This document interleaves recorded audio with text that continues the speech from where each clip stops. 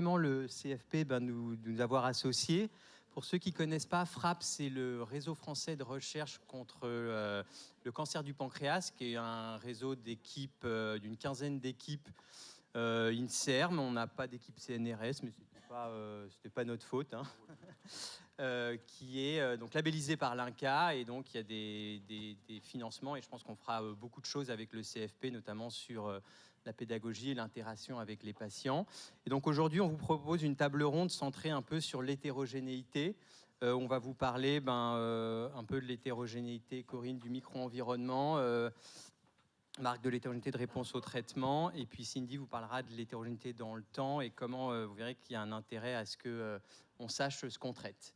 Donc on va essayer de tenir les temps, c'est le message du président, et donc on va tout de suite démarrer par Corinne Bousquet qui va nous parler de l'hétérogénéité spatio-temporelle du PDAC centrée sur le micro-environnement. Merci Corinne.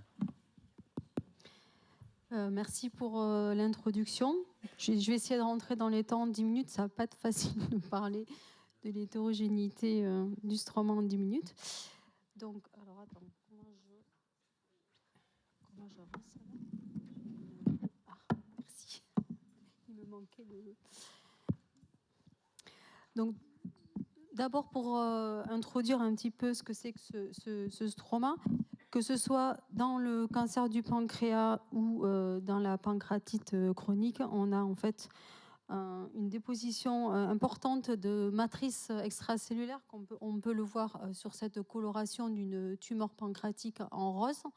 Et donc, cette matrice avec des protéines de l'ECM, de la matrice extracellulaire très, très abondante, qui sont principalement produites par les fibroblastes associés au cancer, ou CAF. Donc au départ, alors on sait bien qu'il y a des origines très diverses des CAF, je ne vais pas rentrer dans ce détail, mais il existe dans le pancréas normal un type cellulaire qu'on appelle PSC pour Pancreatic Stellate Cells, ou cellules étoilées du pancréas, qui à l'état normal et sont présentes autour des acinies pancréatiques exocrines. Elles présentent des gouttelettes, comme vous le voyez sur cette image, de vitamine A, et lorsqu'elles sont activées au cours de l'inflammation par exemple, ou par des cytokines, elles vont perdre ces gouttelettes et se mettre à produire donc des protéines en grande quantité, notamment des protéines de la matrice extracellulaire qui forment ces fibres, comme on peut le voir, donc que ce soit au cours des pancréatites chroniques et au cours de l'évolution du cancer du pancréas. Alors, il faut savoir que cette réaction est une réaction normale du tissu face à une lésion. Donc, on a donc ces fibroblastes qui sont activés, qui coopèrent au cours de la réparation avec les macrophages, pour le faire rapide, et on a en temps normal une phase de résolution une fois que le tissu est réparé.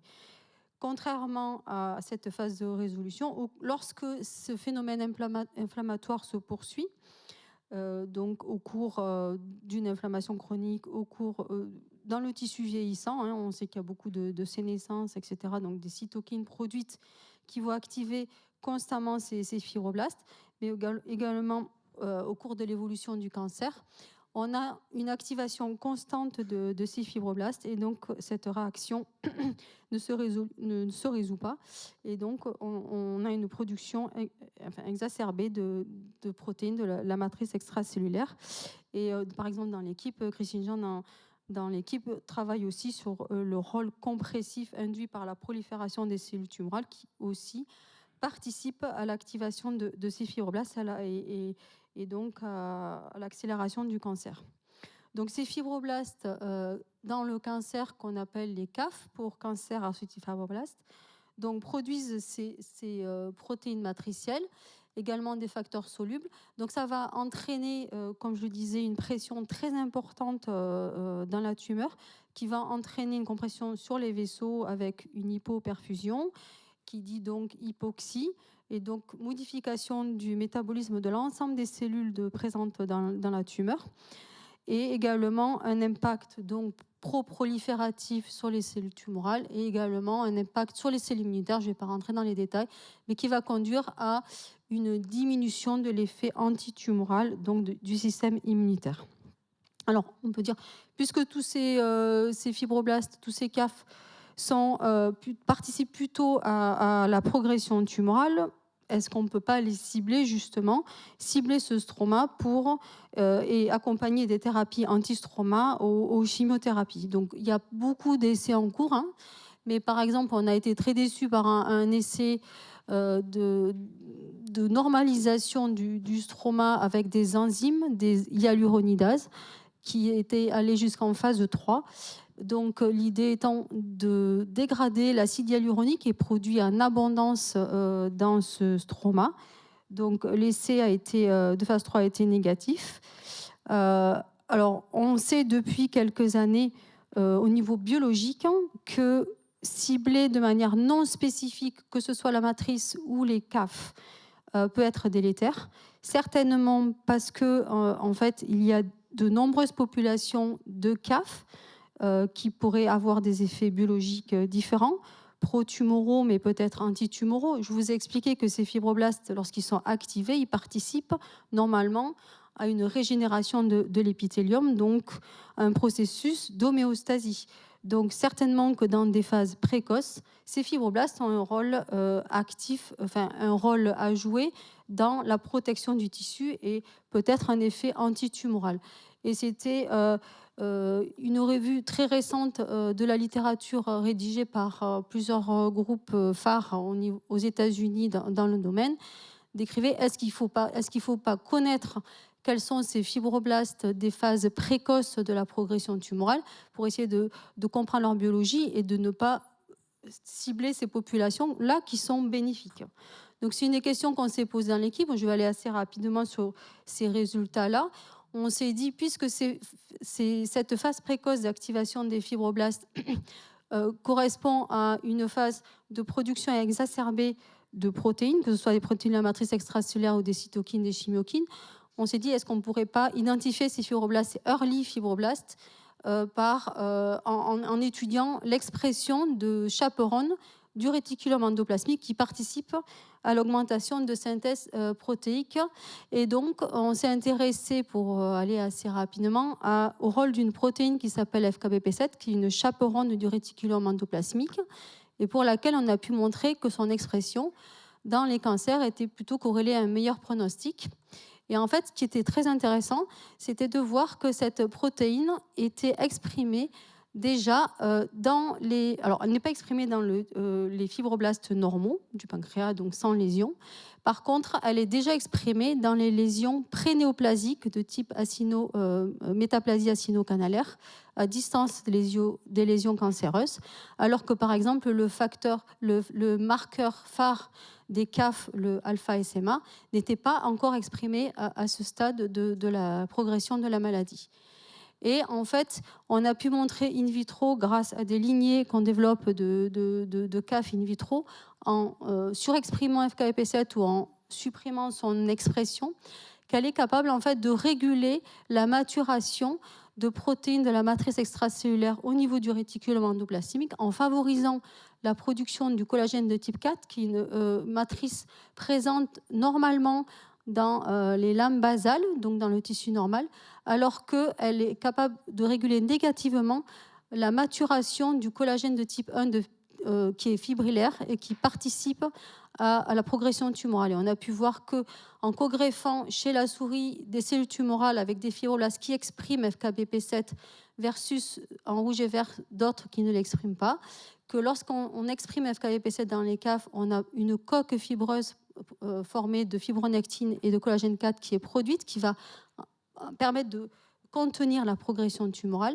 Et à l'inverse, lorsque FKBP7 n'est plus exprimé dans les CAF, on avait donc une production plus importante de collagène de type 1, de type fibrillaire, qui est extrêmement remodelé et qui participe à la progression tumorale. Donc, grâce à cette étude, on a pu faire une première description de CAF qui aurait un rôle anti-tumoral. Et on a un projet, un cas en cours, qui vise à caractériser de manière plus exhaustive ces fibroblastes présents au niveau des lésions précancéreuses. Alors, vous avez peut-être suivi un peu la littérature dans ce sujet, mais il y a énormément d'études de caractérisation du stroma des cancers du pancréas, avec des études de transcriptome à l'échelle de la cellule unique. Donc, en fait, on se perd dans l'ensemble des sous-types de fibroblastes qui sont décrits. Pour essayer de simplifier, ce qu'on sait, c'est qu'on a principalement deux types de fibroblastes de CAF présents dans ces cancers pancréatiques qui seraient plastiques et qui auraient une localisation différente au niveau spatial. Donc, les fibroblastes qu'on appelle MyCAF ou myofibroblastic CAF sont plutôt présents autour des cellules tumorales. Pourquoi? Parce que ces cellules tumorales vont produire le TGF-bêta. Les CAF activés vont également en produire. On sait que ce TGF-bêta n'est pas diffusible, il est séquestré dans la matrice extracellulaire. Donc, ces MyCAF sont plutôt présents autour des cellules tumorales. Ils vont produire la matrice extracellulaire qui représente une barrière mécanique à l'accès des drogues aux cellules tumorales, mais également à l'infiltration des cellules antitumorales aux lymphocytes T. Contrairement aux MyCAF, les CAF inflammatoires ou ICAF sont un peu plus à distance. Pourquoi? Parce qu'ils sont activés principalement par des cytokines comme l'IL-1, qui est produite par les cellules tumorales mais diffusible dans la matrice, mais également par les cellules immunitaires. Et ces ICAF, eux, dialoguent avec les cellules immunitaires pour réprimer la réponse immunitaire antitumorale. Par contre, ce qui est aussi compliqué, c'est qu'on n'a pas une tumeur avec des MyCAF et une autre tumeur de patient avec des ICAF. On a des mélanges. On a en fait des sortes de sub-TME, donc des zones de MyCAF qui correspondent plutôt à des zones de cellules tumorales qui sont très résistantes aux chimiothérapies et des zones où il y a plus de ICAF, où on va avoir beaucoup de cellules immunitaires avec un système immunitaire immunodéprimé. Je vais aller vite. Et on sait qu'au cours de la progression tumorale, on a une augmentation de la présence de ces fibroblastes, et notamment dans les cas, même après chimiothérapie néoadjuvante, cette fibrose augmente, avec des fibroblastes dans les cas de cancer et de tumeurs chimiotraitées en néoadjuvant, avec des MyCAF beaucoup plus abondants que les ICAF. Et ce qui a été décrit, c'est en comparaison et aussi avec le tissu sain, les MyCAF sont vraiment présents au niveau des tumeurs, contrairement aux ICAF qui sont présents également dans le tissu sain. Donc, ils auraient un rôle à jouer au cours des réparations, enfin des mécanismes de réparation hors cancer. Et également, dans ce cas de publication, il montrait que les ICAF étaient présents dans le tissu normal, contrairement aux MyCAF qui vraiment sont beaucoup plus importants dans les cas de cancer. Donc les MyCAF sont vraiment un sous-type qui favoriserait la progression tumorale et métastatique. Donc, qu'est-ce qu'on peut faire avec toutes ces informations? Rapidement, on sait que les dialogues CAF avec les autres cellules de la tumeur sont très, très importantes et encore plus augmentées dans le cas des dialogues CAF et cellules tumorales après traitement néoadjuvant. Et pour finir, dans cette publication, il était montré que utiliser des chimiothérapies ou des radiothérapies pour cette publication, on sait qu'on a des résistances. Par contre, si on arrive à cibler en parallèle le micro-environnement, notamment avec cet inhibiteur de FAK, qui est une cible qui permet de bloquer les signalisations en aval des protéines de la matrice extracellulaire, on est capable de remodeler le stroma et de favoriser, comme il a été démontré ici, l'action de la radiothérapie sur les cellules tumorales. Donc, pour finir, on a un travail en cours également qui montre que les chimiothérapies remodèlent le stroma pour le rendre chimiorésistant. Et on est en train de rechercher comment on peut faire le chemin inverse grâce à des thérapies qui vont rendre ce stroma chimio-sensible et empêcher l'apparition, l'acquisition de cette chimiorésistance. Donc en essayant de coupler des drogues qui vont cibler le stroma avec la chimiothérapie. Voilà, et on a des pistes avec des signatures qui corrèlent avec un stroma qui serait chimiosensible. Donc, je voulais remercier mon équipe qui travaille activement dans ce domaine et les collaborateurs et les funding, les agences qui veulent bien nous nous financer et vous pour votre attention.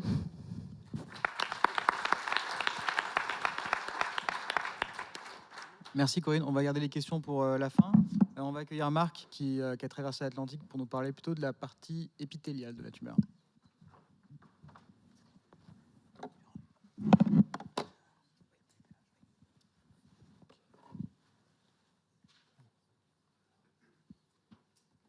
Ok,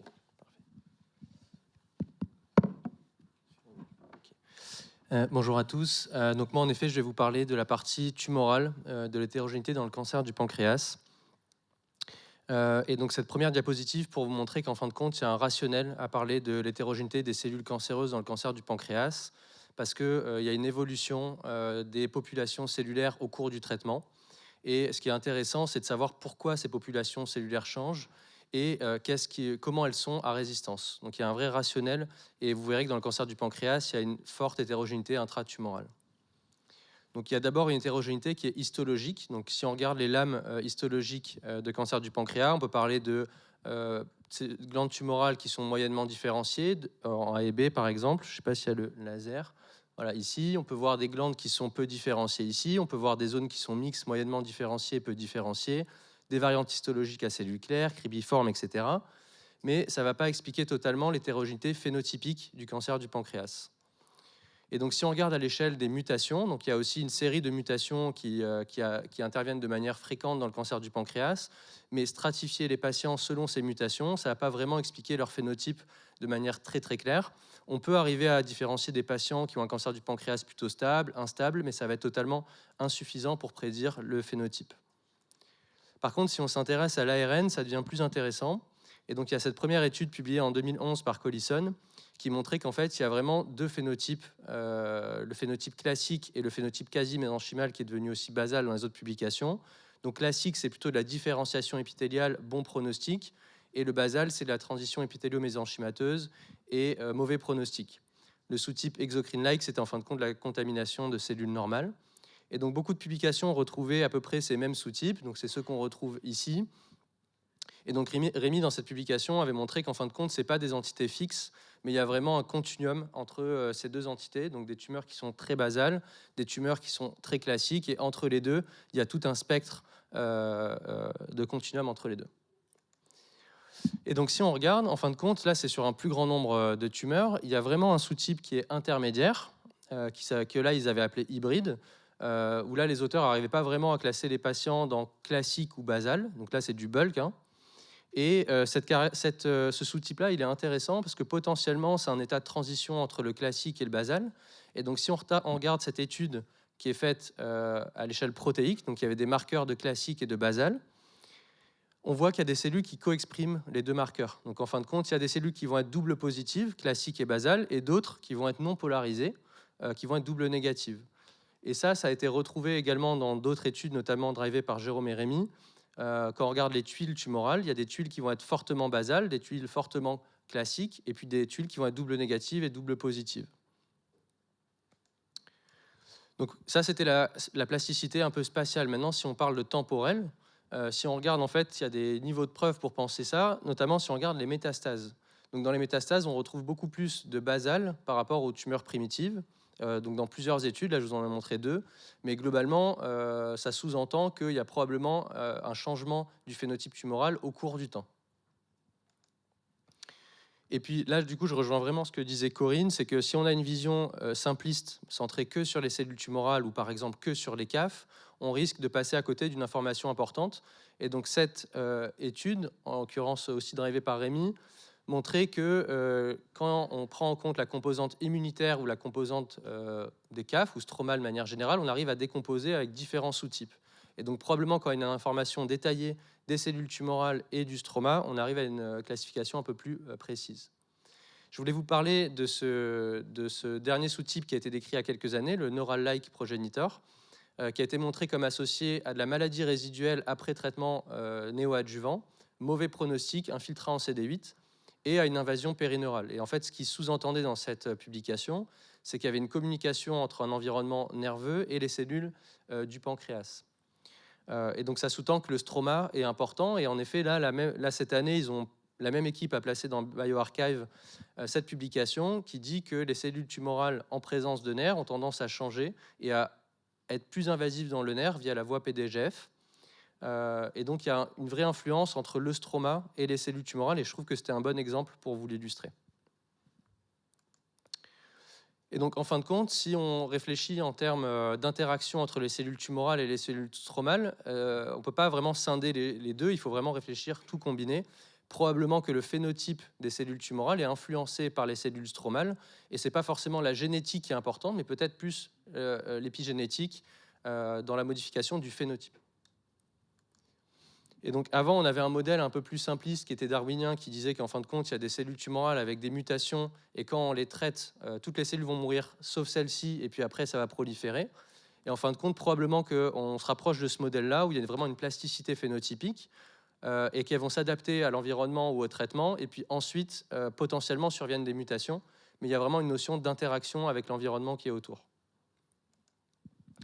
Donc maintenant, comment on peut évaluer ces changements spatio-temporels? Donc mon avis à moi, c'est quand c'est faisable et quand c'est éthique dans certaines situations, c'est quand même intéressant de faire des biopsies longitudinales pour comprendre le avant-après traitement, pour bien évaluer ces changements de phénotype. Et je voulais vous montrer quelques slides sur un travail que je fais au Mémorial, sur cet essai de phase 2 qui s'appelle Polar. Donc c'est un essai qui est coordonné par Wonky Park et Eileen O'Reilly, où les patients ils ont un cancer du pancréas métastatique. Ils sont contrôlés par 4 mois de chimiothérapie. Et puis ensuite, ils sont traités par combinaison PARP et pembrolizumab en maintenance. Donc c'est un inhibiteur de PARP et l'immunothérapie.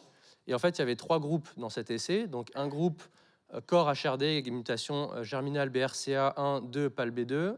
Une autre cohorte B avec des mutations autres que BRCA1 et PALB2, et une cohorte C qui était les HRP, donc pas avec sans mutation HRD. Donc cet essai, donc les données cliniques vont être publiées prochainement, là, dans le mois qui arrive. Il était intéressant parce qu'il y avait des mutations HRD et pas de mutation HRD. Et en fait, la force aussi de cet essai, c'est qu'il y a eu un translationnel important, notamment du single cell qui a été fait à différents moments du traitement et plein d'autres choses.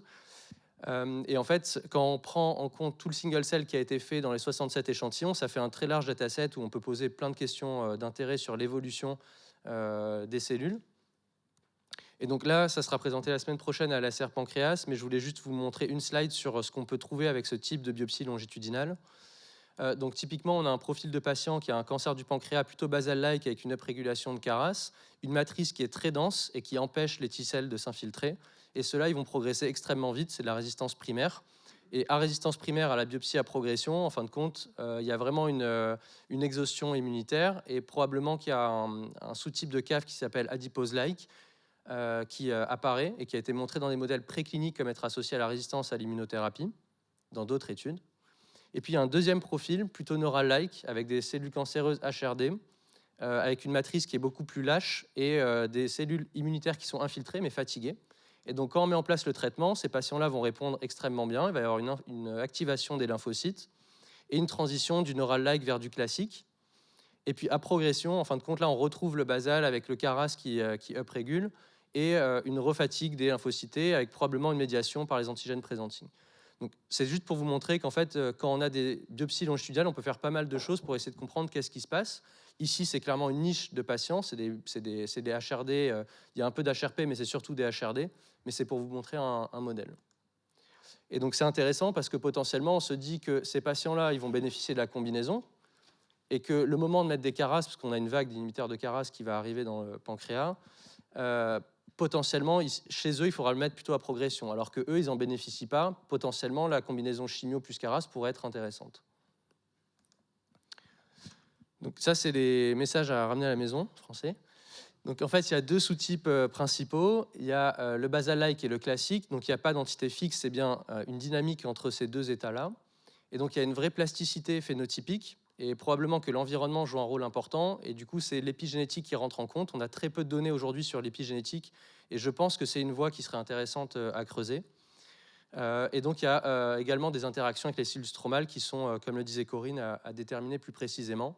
Et je pense que dans des cohortes cliniques de haute qualité, avoir des échantillons avant-après nous aidera aussi à mieux comprendre et à avancer. Merci beaucoup.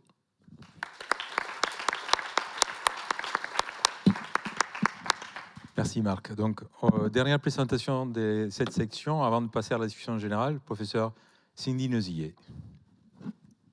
Merci beaucoup. Alors, pas merci pour la proposition du topo, parce qu'en fait, je m'étais dit qu'après avoir eu toutes les données de la littérature sur l'hétérogénéité de micro-environnement, puis des cellules tumorales, il restait plus grand-chose à raconter d'un point de vue clinique, et que vous faire 10 minutes sur le classique plus sensible au FOLFIRINOX, j'allais un peu vous perdre. Alors je me suis dit, pour faire quelque chose de rigolo, je vais vous raconter des cas cliniques, parce qu'en fait, au final, les données sur l'hétérogénéité spatiale et temporelle, on n'en a pas de haut niveau de preuve sur la base des essais cliniques, tout simplement parce que dans les grands essais, on ne nous décrit pas les réponses dissociées, les patients qui répondent d'un côté, qui progressent de l'autre, on nous dit juste il est progressif, et on n'a pas de données séquentielles au cours du temps, puisqu'en fait, un essai s'intéresse à la ligne N et pas du tout à ce qui se passe à la ligne N+1. Et donc, je vais vous montrer des cas, en fait, 2 cas, un pour illustrer l'hétérogénéité spatiale et l'autre temporelle, qui sont des cas dont la prise en charge sort un peu des clous, mais justement parce qu'on a poussé un peu au maximum ces 2 concepts chez les 2 patients qui m'ont donné leur autorisation pour vous raconter leur histoire aujourd'hui. Donc, du coup, voilà, on descend en niveau de preuve à propos d'un cas, hétérogénéité spatiale. Donc alors, il s'agit donc d'un patient d'une 60aine d'années. Donc là, je vous ai remis façon observation clinique. C'est un vrai dossier. Il n'a pas de gros antécédents, une arythmie, pas vraiment d'histoire familiale, donc de cancer du pancréas ou autre dans la famille. Il est marié, il n'a jamais fumé, il n'a pas une consommation excessive d'alcool et il est très sportif. Il pratique pas mal d'activités physiques. Et donc, ce patient, il présente des douleurs abdominales périombilicales depuis le mois de mars 2023, pas d'amaigrissement.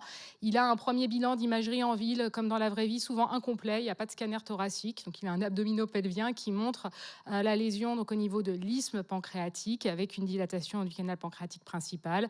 Pas de lésion métastatique visible. À l'IRM, à peu près les mêmes observations. Et quand il y a une relecture en RCP, déjà, on a plus de choses qui sont rapportées, avec en fait les contacts vasculaires qui nous montrent qu'il a une atteinte du confluent splénomésénterique sur plus 180 degrés. Et des choses plus embêtantes, et notamment un ganglion latéro-aortique, donc qui fait s'éloigner la perspective de chirurgie, puisqu'ils sont considérés comme métastatiques. Et donc, on complète, comme on avait un projet de chimiothérapie, nous on fait souvent un PET scan, pas à visée de bilan d'extension, mais pour évaluer ensuite la réponse à la chimio. Et donc, il a son PET scan qui montre en fait 3 zones qui fixent le corps du pancréas où il y a la lésion, des ganglions régionaux, mais dont on se fiche un peu pour la résécabilité, mais surtout aussi ce ganglion latéro-aortique. Et on a donc une écho-endoscopie avec ponction de la lésion pancréatique qui nous dit que c'est un adénocarcinome. Et il a un CA19-9 normal, non informatif. Et donc là, je vais vous montrer, ça va être très joliment illustré parce que notre radiologue vous a colorié chacune des lésions pour pouvoir suivre ce cas clinique. Et donc, comme vous le voyez, il présente en fait... Alors, les couleurs ont changé, par contre, parce que moi, j'avais en rose la lésion du corps du pancréas, que je peux du coup vous montrer. Voilà, la lésion du corps du pancréas, les ganglions régionaux et, plus embêtant, ce ganglion latéro-aortique. Donc, comme on disait, impact de l'hétérogénéité dans notre prise en charge, FOLFIRINOX pour tout le monde. Donc, il a du FOLFIRINOX. Et ce que l'on voit sur ces évaluations successives, c'est qu'en fait, à la première évaluation, j'ai un peu tout qui répond, le pancréas, les ganglions latéro-aortiques et les ganglions régionaux. Et à l'évaluation après C8, je suis un peu embêtée parce que ça continue de répondre sur le pancréas et l'adénopathie régionale, mais par contre, ça a l'air de repousser sur l'adénopathie latéro-aortique, et c'est confirmé par le PET scan qui me dit que ça répond en fait sur le pancréas, mais que ce ganglion latéro-aortique progresse. Et donc, j'en parle à son chirurgien traitant, que j'arrive à convaincre, patient jeune, etc., d'aller chercher le ganglion qui pousse pour un peu savoir qu'est-ce qu'il a dedans, et au passage, vérifier que le patient n'a pas de carcinose et où est située la lésion pour savoir si à terme, ce serait une DPC ou une SPG. Mais il me dit, d'abord, je veux voir ce qui se passe en allégeant la chimiothérapie. Donc, je fais un palier avec du FOLFIRI pendant 2 mois. Et la situation reste un peu du même ordre, c'est-à-dire ça continue de répondre sur le pancréas et ganglions régionaux, mais ça pousse sur le latéro-aortique. Le chirurgien va chercher le ganglion. Et là, en fait, on découvre qu'il y a un double contingent dans ce ganglion, à savoir qu'il y a majoritairement de l'acineux et un petit contingent d'adénocarcinome minoritaire. Donc, en fait, j'avais une biopsie initiale qui me disait que mon pancréas, c'était de l'adénoca. Et là, je me rends compte que dans le ganglion, il a de l'acineux prédominant, donc il a une cohabitation de deux en fait, phénotypes différents dans sa tumeur. Très belles images d'illustration de Jérôme qui pourra nous confirmer qu'avec le BCL10, en fait, on voit la partie acineuse qui est très prédominante sur ce prélèvement. Donc il se fait opérer et puis je refais je continue en fait mon FOLFIRI parce que je me dis la seule lésion qui poussait, je l'ai retirée et tout le reste était en réponse avec le FOLFIRI. Donc je continue le FOLFIRI et finalement à l'évaluation suivante, j'ai un autre ganglion latéro-aortique qui apparaît. Donc je me dis c'est probablement de l'acineux puisque c'était ce qui résistait au FOLFIRI. Et là, en fait, comme on sait que les acineux sont souvent enrichis en mutations de type HRD, ça va m'inciter à me dire que en traitement de deuxième intention, je vais plutôt maintenir un platine pour maintenir une pression de type sel de platine chez ce patient. Et donc, j'essaye d'avoir un profil moléculaire sur les différents contingents pour pouvoir avoir d'autres pistes à lui offrir. Ça me dit que l'adénoca, c'est non contributif. J'avais une pauvre petite cytoponction. Et l'adénopathie latéro-aortique, c'est RAS wild type, comme souvent pour 90% des acineux. Et je n'ai pas de transcrit de fusion, pas de choses à mettre sous la main. Donc, en deuxième ligne, on lui fait gemcitabine cisplatine pour garder un platine. Mais là, à l'évaluation suivante, ça pousse encore. Je me dis, qu'est-ce qui pousse? Non, parce que c'est l'acineux, c'est l'adénoca. Et donc là, il est jeune, il a déjà eu FOLFIRINOX, il a déjà eu une ligne à base de gemcitabine. Je demande s'il y a un essai clinique. Donc je l'adresse à mes collègues de Curie Paris pour un essai clinique. Et donc, avant de commencer l'essai clinique, il biopsie, parce que c'est obligé dans une phase 1 d'avoir du matériel, il biopsie le ganglion latéro-aortique et ils me disent, là, c'est de l'adénocarcinome qui est prédominant. Donc, en fait, OK, ce qui était en train d'échapper, finalement, c'était plutôt mon contingent adénocarcinomateux. Ils le mettent dans une étude d'immuno et il fait la tox grade 4 après la première injection. Et donc, on est obligé de lui arrêter. Il ne reçoit pas de traitement en fait, pendant quasiment 6 semaines à cause des toxicités de l'essai d'immuno. Quand il reprend, j'ai un peu tout qui repousse. Donc, j'ai à la fois le ganglion latéro-aortique, le pancréas, les adénopathies régionales. Et je me dis, c'est plus vraisemblablement le foyer d'adénocarcinome. Je suis quand même bien embêtée parce que j'ai un peu grillé toutes mes cartouches. Mais je reprends mon histoire initiale et je me dis, l'adénocarcinome, il n'avait pas été mis en échec sous FOLFIRINOX, finalement. Il avait toujours été en réponse, donc je vais retenter un petit coup de FOLFIRINOX, puisque le patient restait en très bon état général. Et donc là, on reproduit un peu la séquence initiale, il répond sur le pancréas et les adénopathies loco-régionales, mais ça reprogresse à niveau sur l'adénopathie latéro-aortique. Je me dis, j'ai un petit peu plus trop d'idées. Mais je vais quand même reparler en RCP moléculaire parce que je n'avais pas eu de profil contributif sur l'adénoca jusque-là. Et donc, je vais leur demander de réessayer à nouveau sur un autre bloc de la biopsie qui a servi à l'essai clinique. Et là, qu'est-ce que ça me sort en fait? Ça me sort, en refaisant les analyses, que j'ai le même profil moléculaire sur les deux contingents, acineux et adénoca. C'est-à-dire que dans les deux cas, c'était RAS wild type et avec une mutation ATM, donc qui est une mutation de type HRD, et donc qui était présente à la fois dans le contingent adénoca et dans le contingent acineux.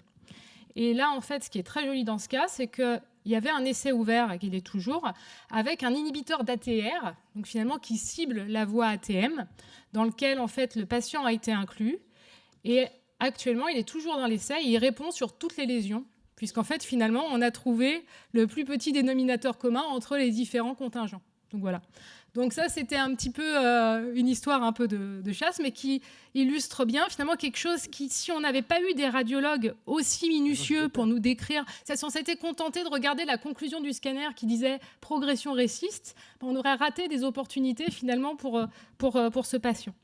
Voilà, et j'ai un deuxième cas qui est plus rapide, qui est passé par les mains de plusieurs d'entre vous. Vous allez certainement le réidentifier, et donc qui m'a donné son autorisation pour parler de lui. Donc un patient pareil d'une 60aine d'années, pas de gros antécédents, pas de consommation de tabac importante, et donc qui a une histoire assez atypique puisqu'il a été opéré en 2017 d'une SPG qui n'avait pas montré de lésion tumorale, mais une TIPMP avec de la dysplasie de haut grade, et un an et demi après, apparition de nodules hépatiques qui étaient des métastases hépatiques de cette lésion. Et donc, avant de nous être adressé, il avait eu du folfirinox, puis du gemme nab-paclitaxel. Et en fait, oupi, j'avais mis un petit bonhomme avec une langue de sorcière. On était très contents parce qu'il était RAS-wild-type et qu'il a été identifié une fusion en fait rare, qui est une fusion NRG1, donc qui est une altération très rare qu'on peut trouver dans les cancers du pancréas, en particulier lorsqu'ils sont races sauvages, et c'est plus souvent représenté chez les patients jeunes.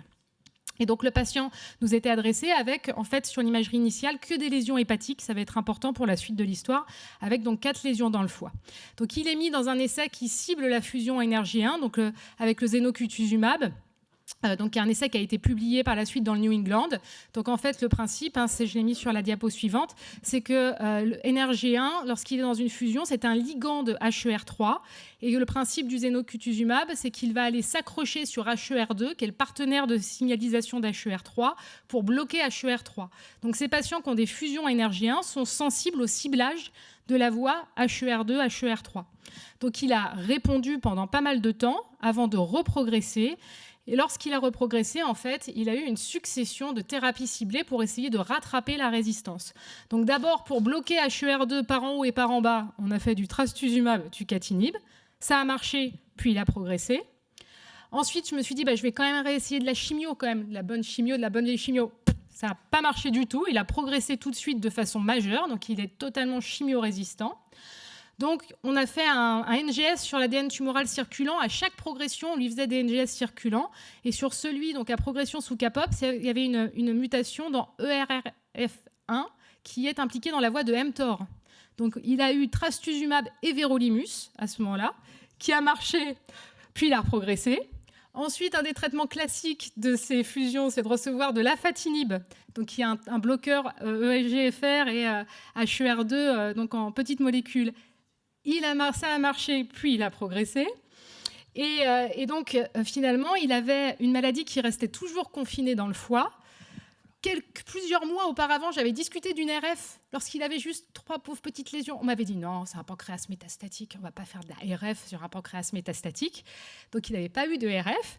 Mais là, la radiofréquence, excusez-moi, donc c'était de détruire sélectivement les lésions. On disait c'est quand même trop lourd pour un patient. En 2022, il est encore vivant. En 2022, c'est quand même trop lourd. De toute façon, son pronostic à court terme va être limité. Bon, donc il n'avait pas eu de radiofréquence, mais là, du coup, poussé dans mes retranchements, je suis allée jusqu'à lui faire de la chimio-embolisation avec de la mitomycine en me disant il est chimio-résistant, mais en mettant la chimio directement dans le froid, peut-être que ça marchera. Et ça a marché. Il en a eu 3 cures successives. Et finalement, dans la suite de cette chimio-embolisation, ça avait déclenché une atrophie de son foie droit, qui avait été massivement chimio-embolisé, et une hypertrophie de son foie gauche, qui a permis à son chirurgien traitant, qui cette fois-ci a bien voulu y aller, parce que ce n'était pas lui initialement, mais d'aller lui retirer le bout de foie, donc, dans lequel il restait l'ensemble des lésions, puisque toutes les lésions étaient à droite. Donc il a pu être blanchi par une chirurgie hépatique, donc en 2024, et il est toujours encore là, mon patient, en fin 2025. Et il a présenté par la suite une récidive dans son foie restant, pour lequel il a réussi à avoir des traitements locaux. Et si je vous fais donc les dernières étapes, c'est qu'il a eu encore une 9e ligne avec erlotinib pertuzumab à propos d'un cas clinique que j'avais trouvé dans la littérature qui a marché avant de reprogresser. Et là, son dernier traitement en date, après avoir eu un coup de chimio en bol, c'est que j'ai tenté de faire quand même une IHC HER2 sur sa pièce opératoire parce que j'avais plus d'idées. J'avais fait un peu tout ce qui existait pour les fusions. J'ai trouvé une HER2 à 2 croix. J'ai réussi à justifier en groupe 4 de faire du trastuzumab, donc il y a un anticorps chargé avec de la chimio, à laquelle il a répondu à nouveau. Et là, actuellement, en fait, la problématique qu'il pose, c'est qu'il est toujours en réponse au niveau pulmonaire, où il a des tout petits nodules, mais il a une reprogression hépatique, que je vais vous montrer là. Voilà, à savoir que la lésion principale s'est dévascularisée. Donc, c'est la dernière imagerie, c'est celle qui est en haut, et là, voilà, ici. Donc là, on avait la lésion avant qu'on fasse le trastuzumab et après. Donc, on voit qu'elle s'est complètement nécrosée. Mais en fait, en périphérie, on a des petites lésions qui sont réapparues. Et ce qui est intéressant sur ce cas, c'est qu'à chaque fois, on lui a fait des NGS circulants pour rechercher s'il y avait des nouvelles altérations et on ne trouvait pas. Et on voit qu'il y a une bonne concordance entre son NGS dans la tumeur et son NGS circulant sur la dernière recherche qui retrouve exactement les mêmes mutations. Et un dernier point aussi d'intérêt, je trouve, pour suivre l'évolution phénotypique de ces patients, c'est qu'il a eu tout du long un CA19-9 qui n'était pas informatif. Et sur la fin, en fait, on voit le CA19-9 qui s'ascensionne, donc qui traduit certainement une modification biologique de la maladie, au même titre qu'on peut voir des ACE qui montent des fois chez ces patients quand ils ont la maladie qui devient plus agressive alors qu'il était normal initialement.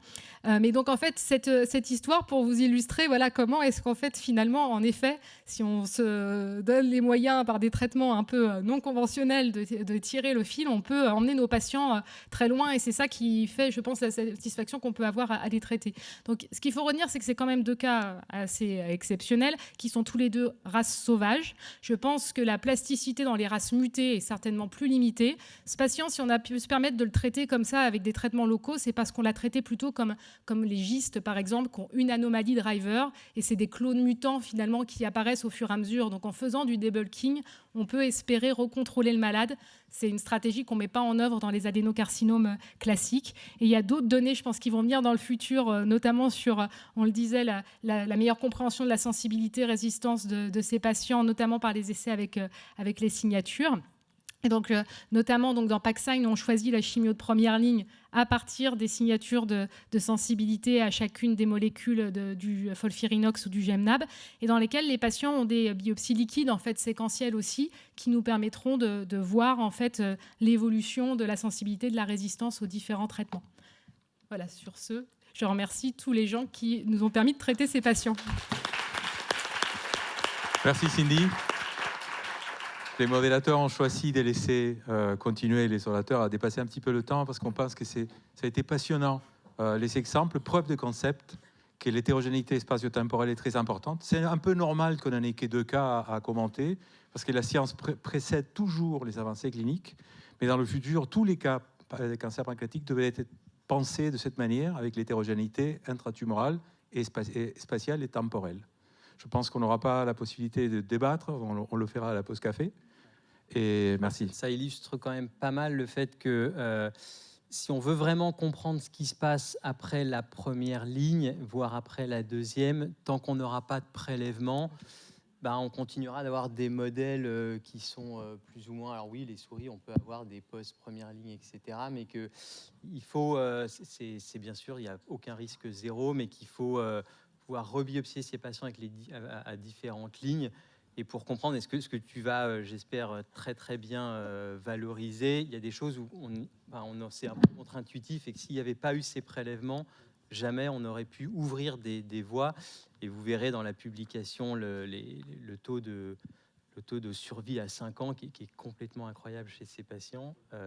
Petit groupe, mais voilà, petit groupe par petit groupe, on arrive à faire des miracles. Voilà. On rend le micro à l'heure. Apparemment, on a droit à une question. Vous allez vous battre. Moi, j'avais une question un peu bête de clinicien, mais on fait de la chimio souvent avec aussi autre chose, comme des GCSF ou de l'EPO. Est-ce que ça peut jouer sur le micro-environnement? Est-ce que ça peut jouer sur l'hétérogénéité? Et est-ce qu'on a des données sur ça? Pas mal comme question. Hein. Moi, je ne peux pas répondre là, je ne sais pas. Je n'ai pas la réponse à ça. Il y a quelques données quand même sur les GCSF, comme quoi ça favorise l'induction des myéloïdes, notamment de l'équipe du Dana-Farber, ce qui doit nous pousser toujours à mettre nos patients sous la dose minimale de GCSF et pas les inonder avec des choses à libération prolongée, parce que voilà, ça contribue à l'immunosuppression locale en fait, dans la tumeur. L'EPO, par contre, c'était débattu il y a longtemps. Mais au final, on en est à moins recours quand même dans le pancréas que dans d'autres tumeurs. Mais... Oui, c'est pour ça que le GCSF, je pense qu'il faut vraiment s'en méfier. Bon, dans la transition, juste tout le monde est d'accord qu'il faut qu'on opère le premier malade. Il répond, il est stable, tout est enlèvable, c'est une chirurgie facile. Je vais trouver son nom, je le convoque. Lundi, Merci. il est à ma consulte. Merci pour ce super symposium. Et nous accueillons le professeur Vinciane Rebourg de Beaujon qui va nous parler de l'IgG4 pancréatique. Et c'est